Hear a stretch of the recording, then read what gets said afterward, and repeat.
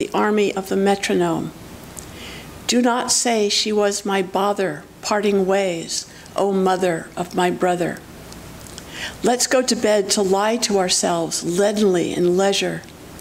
Mars, melody, pigeons in a laundry basket, and a little dancer's body knowledge. Whatever, word hover. I've got my black look on, but it's wearing thin white cat hairs. Appearance of the world, disappearance of coherence. The empty page provides a preparatory pleasure, or perhaps it instigates a preparatory desire. I have sharpened the carmine and vermilion. I could plunge through the hole in my tongue, but I think, and then I bellow. I ask myself, what is argon? And tell myself it is a noble gas, just as argot is ignoble speech, the can your ass of those who can. Si se puedes, the strikers chant. In the night sky, dimmer than the Pleiades, stretch the strings of the star's guitar. Canvas bourgeois zero.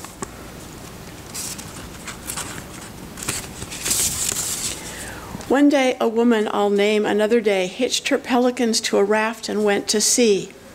Every day, all the way, wheel it. Unless one gets the picture, one can't get the caption. So I was in the tree, 1 foot in the air, and it was there, as I sucked juice from a lemon through a peppermint stick, that I saw the dinner guests arrive.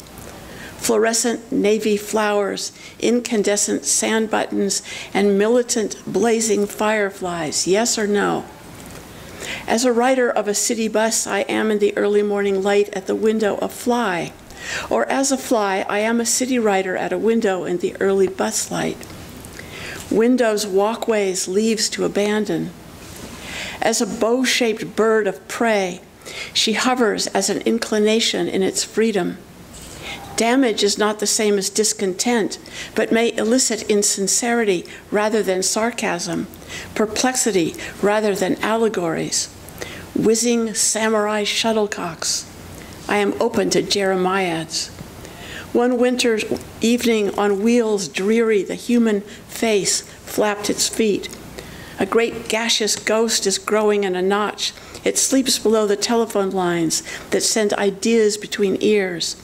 Have you never filled potatoes with bitter butter? And last one, isn't worry wooden? Appearances burn to perfection, the same old frolic, permanent atoms becoming astronauts and then unbecoming them again. There was never and will be never, and once she was like a gazelle commanding a field. Violent is the violin. Deep is the speed with which the Great Wall of China wanders. Serene is the soot far up the chimney, venting the smoke from the long life log. The sun keeps it secret. The daily news is sunk in light. This is a melody played on a cock harmonica, lyrics lost in a story buried under a bellicose rock. Could she, and why? What butter? The barefoot musician fiddles on the ice with greater weight over the years, and the juggler's jugs get lighter. It's not from an aphorism that you'd want our memories to rise.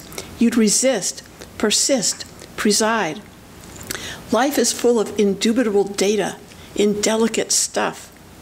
Though drawn to the claims of the sky, I duck my vertigo and devour a huge sandwich, my commitment to gravity, which holds my shadow to the ground.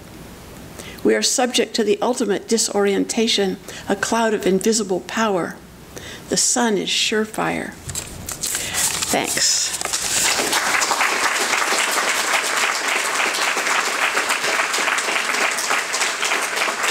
And now, Geoffrey G. O'Brien.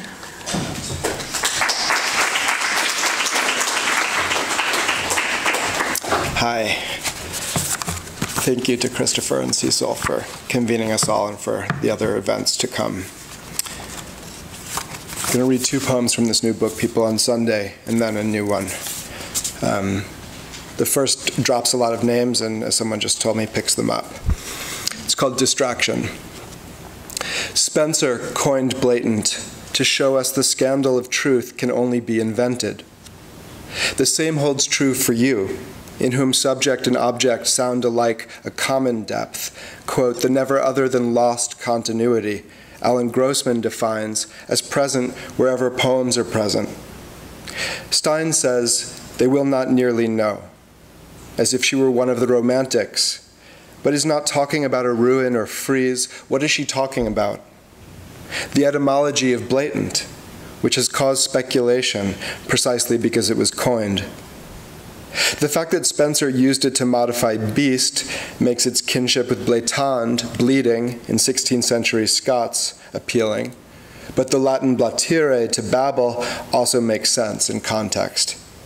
Stein is blatant, especially in stanzas in meditation, from which the quotation above comes, as does, quote, you should never be pleased with anything. Both quotes address the you of poetry, at a point where knowing and pleasing lose their hold. This is the faith behind the wager of the 18th century actor Richard Daly, who believed the mind of the Irish to be so perfectly athwart the subjective and objective states that he was willing to bet, quote, a word of no meaning should be the common talk and puzzle of the city in 24 hours. In the course of this time, the letters Q, U, I, and Z were chalked or pasted on all the walls of Dublin, with an effect that won the wager. The etymology of quiz is blatant, that of blatant quizzical, which is not the case with stanza, clearly from dwelling or room in the Romance languages, but really from stare, to stand. So when Stevens writes stanza my stone, he is asking that Stein be made into a place to stand for poetry. But of whom does he ask this? For Alan Grossman, the answer is staring you in the face, while for Spencer, it's under the dragon skin of community. It must be relentlessly tested, even forgotten, then resurrected, haunting poems like the floating face of Absalom, Absalom, that accompanies Sutpen down off the mountain into an understanding of class. Dragon skin is also the name for a type of flexible body armor produced by Pinnacle, made of high tensile ceramic discs arranged in an imbricated overlapping configuration, then encased in an aramid textile cover. There's a level 5 variant not available to the general public, but the public needs no protection so long as it stays general. Not that it does, unfortunately, especially in Stein, where, quote, in changing it inside out, nobody is stout. Her poem babbles on until you live in the rooms of Grossman's account of Crane's The Broken Tower, a poem he argues is about vocation, another calling. Here's a wall and some chalk. That's the literature poem. And here's the protest poem, since those are the two purviews of the English department.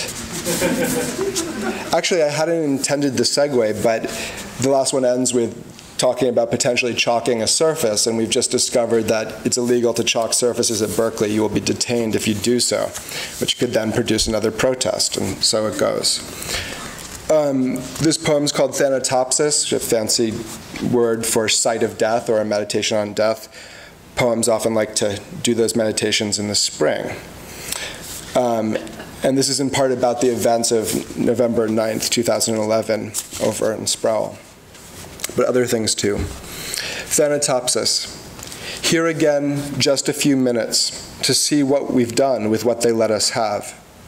Like spring in Washington, D.C., the way we're taught to imagine days as reprieves from other days. Cherries snowing in expressiveness, the nation's capital, an experience of how it is to be caught up in pink and white again.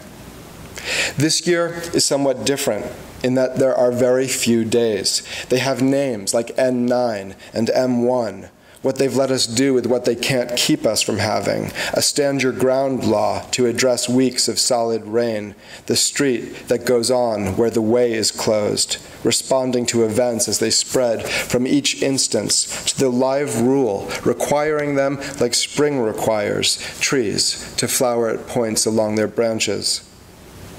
Today is M22, a private garden and a public square, the path between them traced by daylight saving time over the freedom of George Zimmerman.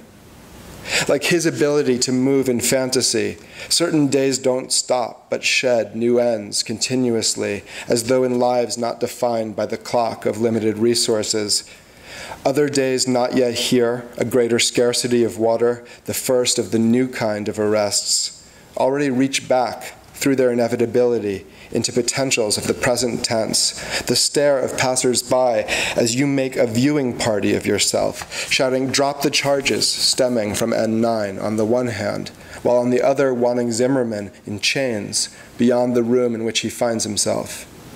Meanwhile, the purple no one saw fall, dotting the concrete outside my house like a pattern unpursued, doesn't seem to leave the Paulonia any barer, a participant in day, but temporarily immune. As the resources disappear, there will be several such readjustments, but will they be chosen or imposed? Probably the latter, then the former, then both, going on together like towers, working in tandem without looking up to see what day it is or was. They ruin time while we have it.